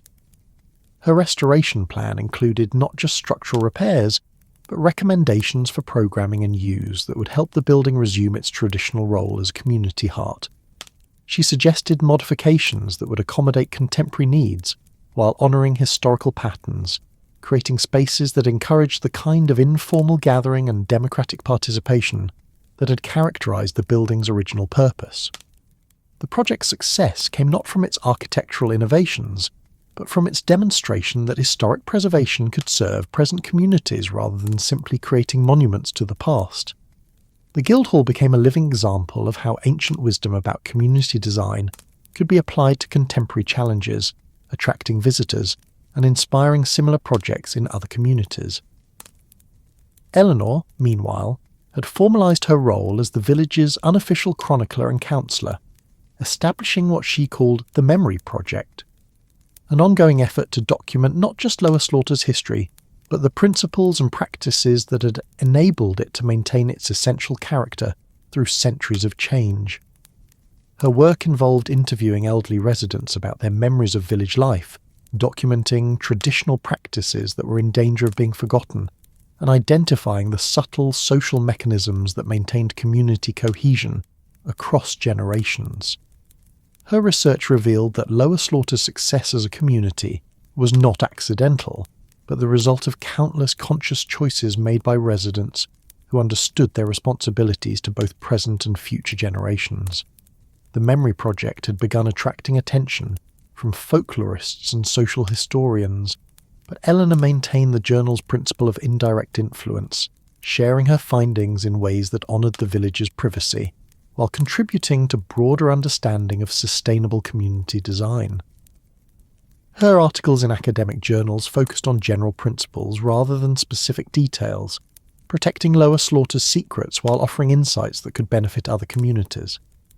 Thomas had embraced his expanded role as the mill's spiritual as well as practical guardian, developing an intuitive understanding of how the ancient machinery's influence could be channeled to serve healing and restoration purposes.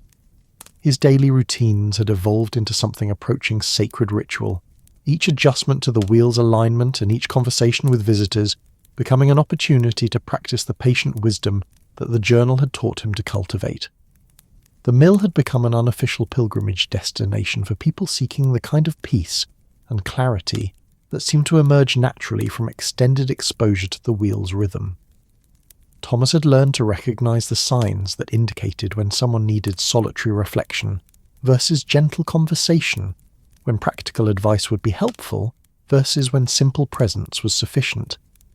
His reputation as a source of quiet wisdom had spread through informal networks of people who valued depth over speed, contemplation over action, traditional knowledge over technological solutions.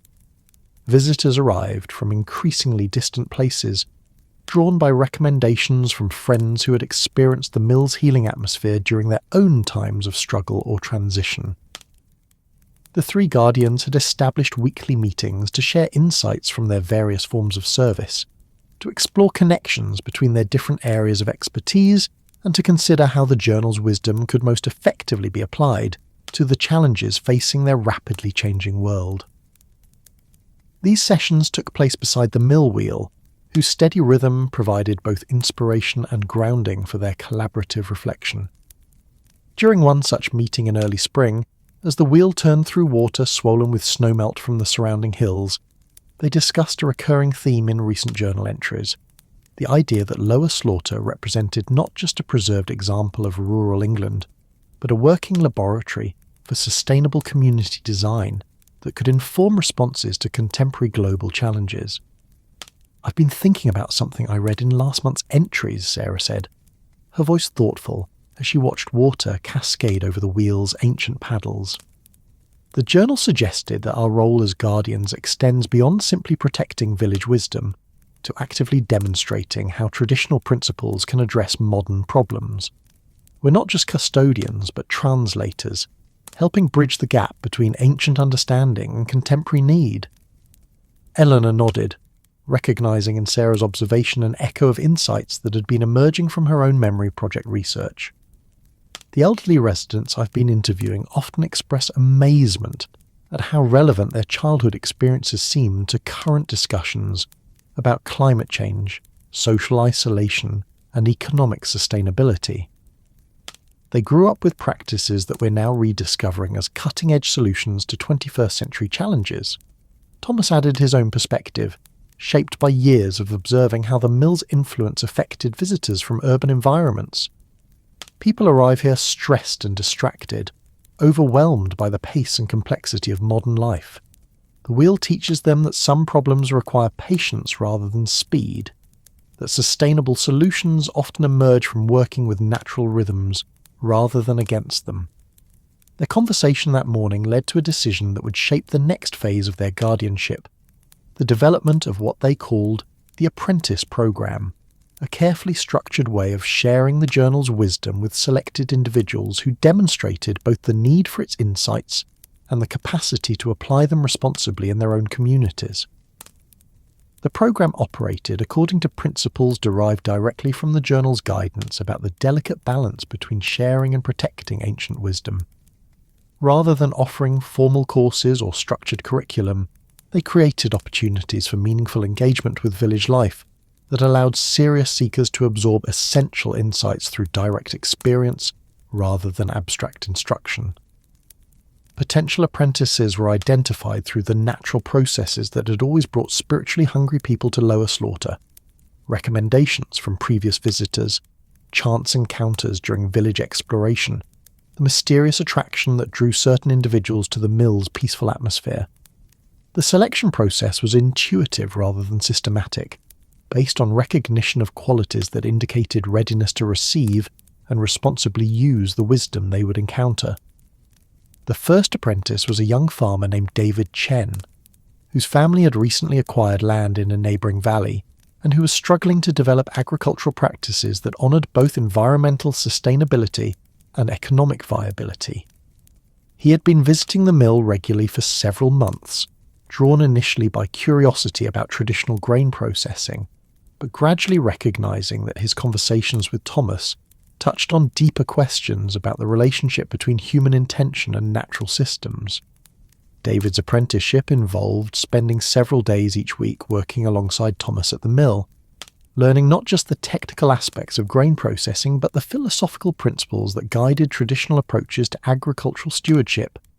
He studied sections of the journal that dealt with seasonal rhythms, soil health, and the subtle indicators that revealed when land was being worked in harmony with its natural capabilities.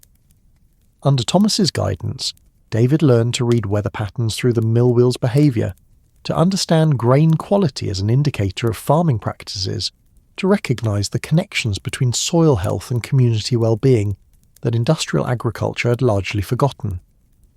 His education emphasised observation and patience over speed and efficiency, traditional knowledge over technological solutions.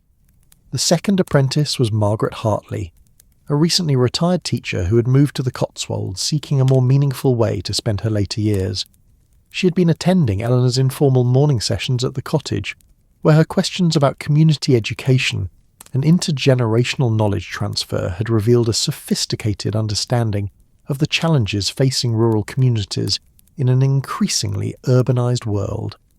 Margaret's apprenticeship focused on the journal's insights about social dynamics and community preservation, with particular attention to the ways traditional practices maintained connection between older and younger generations. She studied entries that dealt with the informal education that occurred through shared work, seasonal celebrations, and the kind of storytelling that preserved not just historical facts, but cultural values and practical wisdom.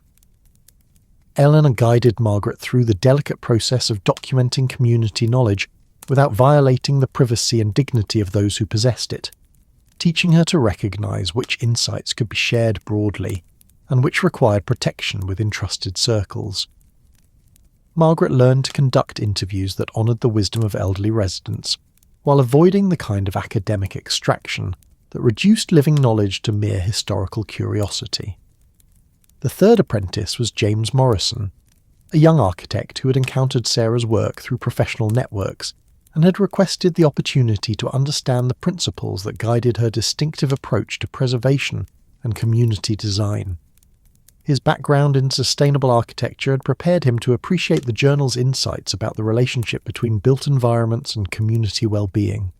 James's apprenticeship involved working alongside Sarah on restoration projects, learning to read buildings not just as aesthetic objects or historical artifacts, but as expressions of the communities that had created and sustained them. He studied journal entries that dealt with the subtle ways architectural features could either support or undermine social cohesion, environmental sustainability, and cultural continuity. Under Sarah's mentorship, James learned to conduct community consultations that revealed not just practical requirements, but deeper aspirations and values, to design solutions that honoured both historical precedent and contemporary need, to understand construction as a form of service to future generations, rather than simply a means of meeting immediate functional requirements. The apprentice programme operated for several years, gradually expanding to include individuals from various professional backgrounds who shared a commitment to applying traditional wisdom to contemporary challenges. Each apprentice spent significant time absorbing the journal's insights through direct. The apprentice programme operated for several years, gradually expanding to include individuals from various professional backgrounds who shared a commitment to applying traditional wisdom to contemporary challenges. Each apprentice spent significant time absorbing the journal's insights through direct engagement with village life, learning to see lower slaughter not as a quaint anachronism, but as a working model of sustainable community design. The programme's success lay not in the number of people it served, but in the quality of understanding it fostered among those who participated in it. Apprentices returned to their own communities carrying insights that could be adapted to different contexts, while honouring the essential principles that the journal had preserved across generations. Some became advocates for traditional building techniques that reduced environmental impact while creating more livable spaces. Others developed agricultural practices that combined ancient wisdom about soil stewardship with contemporary understanding of ecological systems. Still others applied village insights to urban community organising, creating neighbourhood initiatives that fostered the kind of mutual support and social cohesion that characterised healthy rural communities. As the apprentice programme matured and its influence began to spread through informal networks of practitioners who valued depth over speed, tradition over innovation, community well-being over individual advancement, the three guardians recognised that they had helped create something significant, a quiet movement of people committed to demonstrating that ancient wisdom remained relevant to contemporary challenges. The journal itself seemed to respond to this expanded influence, revealing new sections that dealt specifically with the challenges and opportunities of sharing traditional knowledge in rapidly changing times. These entries emphasised the importance of maintaining essential principles while adapting specific practices to different contexts, of preserving wisdom without creating rigid orthodoxies, of serving larger purposes without losing connection to local communities.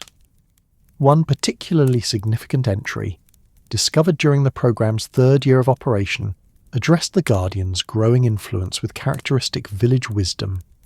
The greatest service that preservers of ancient knowledge can provide is not to convince others of their superior understanding, but to demonstrate through their own lives and work that traditional principles remain viable alternatives to contemporary confusion.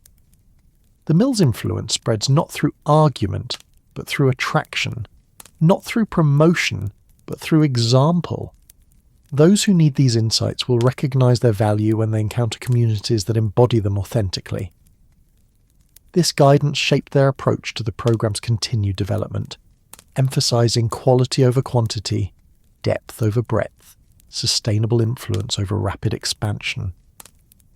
They learned to trust the mysterious processes that brought serious seekers to their attention, while maintaining the protective boundaries that ensured the journal's wisdom would be shared only with those who demonstrated the capacity to use it responsibly. As another decade passed and the apprentice programme established itself as a quiet but influential network of practitioners committed to traditional wisdom, the three guardians began to recognise that their stewardship of the journal had evolved into something larger than they had originally envisioned. They had become catalysts for a broader cultural movement that honoured the accumulated wisdom of rural communities while demonstrating its relevance to contemporary global challenges. The mill wheel continued its ancient rotation through all seasons and circumstances, its steady rhythm marking not just the passage of time but the accumulation of understanding that occurred when human intention aligned itself with natural patterns. Its sound had become the soundtrack to a growing community of people who understood that the solutions to modern problems often lay not in technological innovation, but in rediscovering the wisdom that had sustained human communities through previous centuries of challenge and change. Eleanor, now in her 80s but still sharp and engaged, had begun preparing for the eventual transition of her guardianship to younger hands.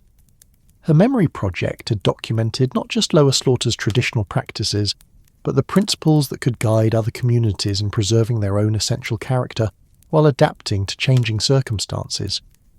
Thomas, whose decades of service at the mill had made him something of a local legend, continued his daily rituals of maintenance and hospitality with the patient dedication that had characterised his entire approach to guardianship. His understanding of the mill's mysterious influence had deepened to the point where he could adjust its operation to serve healing purposes that went far beyond mere grain processing. Sarah, whose architectural practice had become internationally recognised for its distinctive approach to preservation and community design, remained committed to the journal's principles of service and stewardship. Her projects continued to demonstrate that traditional wisdom about sustainable design could be successfully applied to contemporary challenges, while honouring the cultural and environmental context that gave them meaning. The three guardians understood that their time as the journal's primary custodians was finite, that the mysterious processes that had brought them together would eventually select new guardians to carry the tradition forward. They had learned to trust these processes while preparing carefully for the transition, ensuring that the wisdom they had accumulated through their years of service would be preserved and transmitted to their successors. As autumn returned once again to Lower Slaughter, bringing with it the familiar cycle of mist and golden light that had marked the passage of seasons since time immemorial. The three guardians gathered beside the mill wheel for one of their regular sessions of reflection and planning. The wheel turned through water that carried fallen leaves like messages from the surrounding hills, its sound a gentle reminder of the continuity that sustained all their efforts. They talked about the apprentices who had graduated from their program and gone on to establish their own centres of traditional practice, about the communities that had been influenced by their demonstration of sustainable design principles, about the quiet network of practitioners who continue to draw inspiration from the wisdom preserved within the journal's pages. Their conversation was interrupted by the arrival of a young woman who approached the mill with the particular combination of purposefulness and uncertainty that characterized people who had been drawn to Lower Slaughter by forces they didn't fully understand. She was perhaps 30 years old, dressed in practical clothing that suggested outdoor work, her eyes holding the kind of depth that comes from sustained engagement with meaningful challenges. "Excuse me," she said, addressing the three guardians with respectful diffidence. "I'm sorry to interrupt, but I've been visiting your village for several days, and I feel drawn to this mill in a way I can't quite explain. I'm a permaculture designer working on community resilience projects, and there's something about this place that seems to hold answers to questions I've been struggling with for years." Eleanor, Thomas and Sarah exchanged glances that communicated volumes without requiring words. They recognised in this young woman's arrival another manifestation of the mysterious selection process that had governed the journal's revelation across generations. Her professional background, her spiritual sensitivity, her obvious respect for traditional wisdom, all suggested that she might be among the next generation of guardians being prepared to receive the accumulated treasures that they had spent so many years protecting and developing. "Welcome to Lower Slaughter," Eleanor said, with the gentle warmth that had characterised her approach to all serious seekers. "I'm Eleanor Pemberton, and these are my colleagues Thomas Hartwell and Sarah Whitman. We'd be honoured to share what we know about this mill and its place in our community's life. What specifically draws you here?" As the young woman, who introduced herself as Rebecca Green, began sharing her story of searching for models of sustainable community design that honoured both human needs and environmental limits, the three guardians listened with the quality of attention that the journal had taught them to cultivate. They heard in her words echoes of their own earlier seeking, recognition of the same longings that had brought each of them to their roles as protectors of village wisdom. Rebecca's story unfolded gradually, revealing a background in ecological design and community organising that had prepared her to appreciate the subtle relationships between social patterns and environmental sustainability. She'd been travelling through rural communities, documenting traditional practices that demonstrated successful adaptation to local conditions while maintaining cultural continuity across generations. "I've visited dozens of villages and rural communities," she explained, "studying examples of sustainable design and community resilience, but this place feels different somehow. There's a quality of integration here, a sense that all the various elements, the buildings, the landscape, the social patterns, even the way people move through the space, work together in ways that go beyond mere historical preservation." Sarah nodded, recognising in Rebecca's observations the same insights that had drawn her own attention during her first visit to Lower Slaughter years earlier. "You're responding to something that took us years to understand fully," she said. "This village represents not just preserved traditional architecture, but a living system of sustainable community design that continues to evolve while maintaining its essential character." As the afternoon progressed and Rebecca's questions revealed the depth of her understanding and the authenticity of her commitment to sustainable community design, the three guardians began to sense that they were witnessing another chapter in the journal's ongoing story of revelation and concealment. Rebecca possessed exactly the combination of technical expertise, spiritual sensitivity, and genuine commitment to service that characterized the ideal guardian.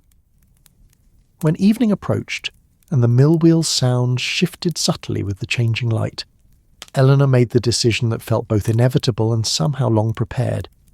"Rebecca," she said, "would you be interested in seeing something that very few people know about? Something that might help explain why this mill and this village have such a profound effect on people who are seeking authentic models of sustainable community? Rebecca's response was immediate and enthusiastic, her professional curiosity clearly aroused by the suggestion that Lower Slaughter held secrets beyond its obvious charm and historical significance. The three guardians led her to the wheel's foundation, to the precise spot where the journal had been hidden and discovered and hidden again across generations of careful stewardship. With ceremonial deliberation that honoured the significance of the moment, Thomas removed the loose stone and withdrew the leather journal from its place of concealment. Rebecca's eyes widened as she saw the ancient volume, her permaculture training immediately recognising the craftsmanship of its binding and the obvious care with which it had been preserved. This journal, Thomas explained, contains the accumulated wisdom of everyone who has served as guardian of this mill and this village's essential character over the past 2 centuries. It's not just a historical record, but a living document that continues to grow through the contributions of those who understand its significance and commit themselves to its protection. As Rebecca carefully opened the journal and began reading its first entries, the three guardians watched her face transform with wonder and recognition. She was encountering ideas and observations that resonated deeply with her own professional insights and personal longings, discovering a tradition of ecological wisdom and community stewardship that offered exactly the kind of integration she'd been seeking. The evening sunlight slanted through the mill's windows as Rebecca absorbed page after page of accumulated understanding, her reading occasionally interrupted by exclamations of delight or murmurs of recognition. She was discovering that the journal contained not just historical curiosities, but practical guidance for anyone seeking to understand how human communities could maintain sustainable relationships with their environmental and social contexts. "This is extraordinary," she said finally, looking up from the journal with eyes bright with excitement and tears. These writers have documented principles of ecological design and community resilience that permaculture practitioners are only beginning to rediscover. They've understood for generations what we're trying to learn about the integration of human and natural systems. As darkness settled over the village and the mill wheel's sound grew softer in the still air, the 4 of them made their way back to Eleanor's cottage for dinner and continued conversation. The evening meal became an extended dialogue about traditional ecological knowledge, sustainable community design, and the ways ancient wisdom could inform contemporary responses to environmental and social challenges. Rebecca proved to be an eager and perceptive student, asking thoughtful questions that revealed her genuine commitment to understanding not just the journal's historical significance, but its practical applications to current challenges. She was particularly interested in the ways traditional communities had maintained resilience through adaptation rather than resistance, flexibility rather than rigidity. "What I find most hopeful," she said over Eleanor's homemade soup, "is that the journal documents successful examples of sustainable community design that have actually worked over extended periods. So much contemporary environmental thinking is theoretical, but this represents tested knowledge about how human communities can thrive within natural limits." The conversation continued late into the evening, ranging over topics that revealed the breadth of wisdom contained within the journal's pages and the ways it could inform current efforts to create more sustainable and resilient communities. Rebecca's permaculture background allowed her to contribute insights that complemented the social, architectural and practical knowledge that the three guardians had accumulated during their years of stewardship. When Rebecca finally returned to her small inn for the night, she carried with her not just memories of an extraordinary evening, but a sense of homecoming that she hadn't felt in years of searching. The journal had shown her that the integration she sought was not just possible, but had been achieved and maintained by communities that understood the patient work required to create authentic sustainability. Over the following weeks, Rebecca extended her stay in the Cotswolds, beginning what would become a formal apprenticeship in the wisdom that the journal contained and the three guardians had spent years learning to apply. Her training followed the same principles that had guided previous apprentices: deep engagement with village life, patient absorption of traditional knowledge, and gradual preparation for her own future role as a protector and transmitter of sustainable community wisdom. The mill wheel turned on through all seasons and weather, its ancient voice a constant reminder that some truths transcend temporary circumstances, that authentic solutions emerge from patient attention to enduring patterns, that the conversation between human wisdom and natural rhythm continues through all changes, creating the conditions within which meaningful life becomes possible for those who learn to listen to its ancient and ever-new song of hope, service, and abiding peace. And so, as the mist settles once more along the river eye, and the ancient wheel continues its eternal rotation through waters that have flowed here since before memory began, we leave lower slaughter to its timeless rhythms. The journal rests safely in its hiding place, waiting for the next soul who needs to discover that wisdom often whispers rather than shouts, that the most profound truths are found not in grand gestures, but in the patient turning of wheels, the gentle flow of water over stone, and the quiet dedication of those who understand that some things are worth preserving across generations.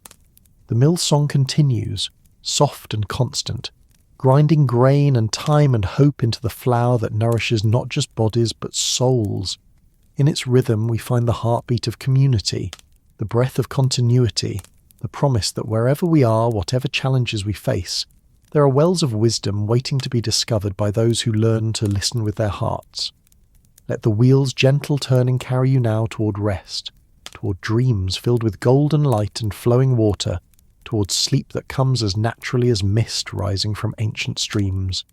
May you wake refreshed, carrying with you the peace of Lower Slaughter's lanes, the wisdom of its hidden journal, and the knowledge that some truths endure through all seasons, all changes, all the gentle turnings of time itself. Sweet dreams, dear listener, sweet dreams. Thank you for joining us on this journey to Lower Slaughter. If this story brought you peace, please like and subscribe to What If Sleepstorian for more gentle tales that whisper you towards sleep. Until next time, may your dreams be filled with the soft sound of turning wheels and flowing water.